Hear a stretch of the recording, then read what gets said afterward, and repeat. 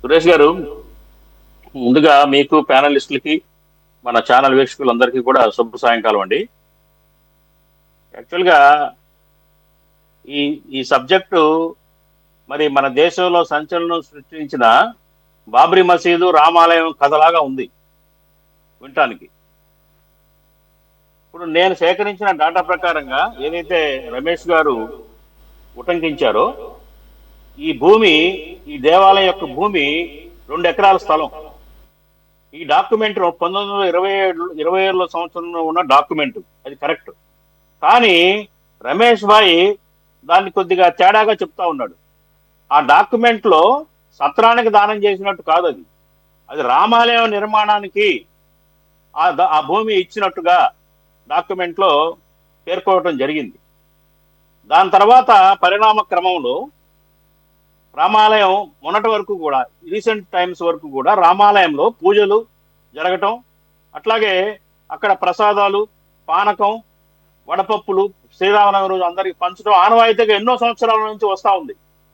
నా క్వశ్చన్ ఒకటే, అక్కడ గొంతాలమ్మ దేవత పూజలు అందుకుంటూ అక్కడ ఆరాధించబడుతూ ఉంటే గనక ఎన్ని సంవత్సరాల నుంచి శ్రీరామనవమి చేస్తూ పూజలు అందుకుంటున్న పరిస్థితి ఏంటి?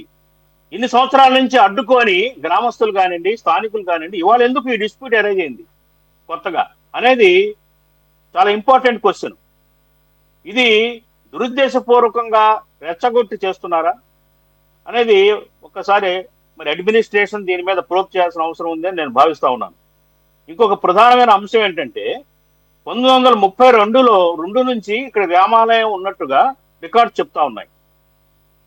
మరి ఆ 1932 నుంచి అక్కడ రామాలయం ఉంది, అది శిథిలావస్థకు వచ్చేసింది కాబట్టి దాన్ని పునర్నిర్మించడంలో ఎట్టి పరిస్థితుల్లో తప్పు లేదు.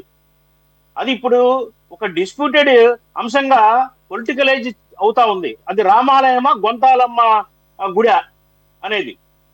1932 ప్రాంతంలో నాకు తెలిసిన సమాచారం ప్రకారంగా ఆ గ్రామంలో వాళ్ళందరూ కూడా హిందువులే.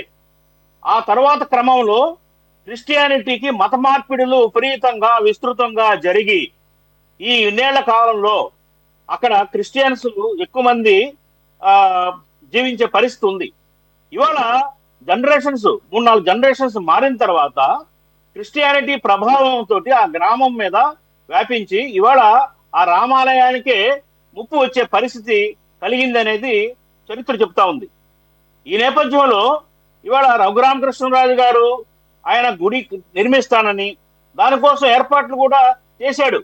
స్థపతి, ప్రముఖ స్థపతి, ఆయన పేరు డాక్టర్ ఏమని శివంగారెడ్డి తోటి ఆర్కిటెక్చర్ చేయించి బ్లాక్ స్టోన్ నల్లరాయి తోటి రాముడి గుడిని నిర్మించాలని ఆల్రెడీ ఆగమ శాస్త్రాల ప్రకారంగా ప్రముఖ హిందూ ఆర్గనైజేషన్స్ తోటి కలిసి చేయాలని ఆయన ఆల్రెడీ ప్లాన్డ్ గా స్టార్ట్ చేశాడు.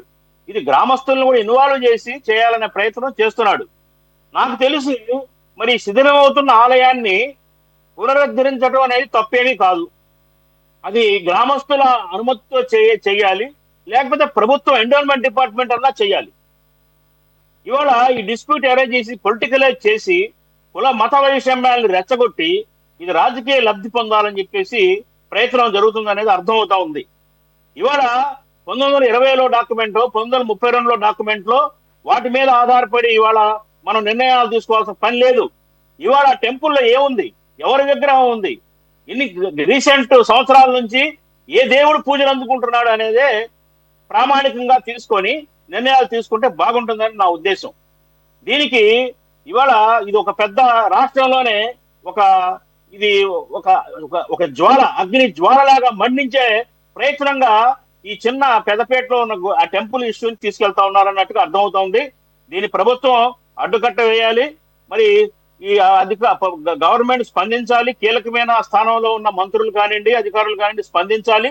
ప్రభుత్వం టేక్ ఓవర్ చేసుకొని ఈ మంటలు రాష్ట్రం అంతా వ్యాపించకుండా అడ్డుకోవాలని చెప్పేసి కాంగ్రెస్ పార్టీ నుంచి మేము కోరుతా ఉన్నాం. సురేష్ గారు, ఇదేంటంటే ఇది మరో బాబ్రీ మసీదు లాగా గొడవలాగా ఆంధ్రప్రదేశ్ లో 2 మతాల మధ్య చిచ్చు పెట్టే విధంగా అనేది జరుగుతా ఉంది.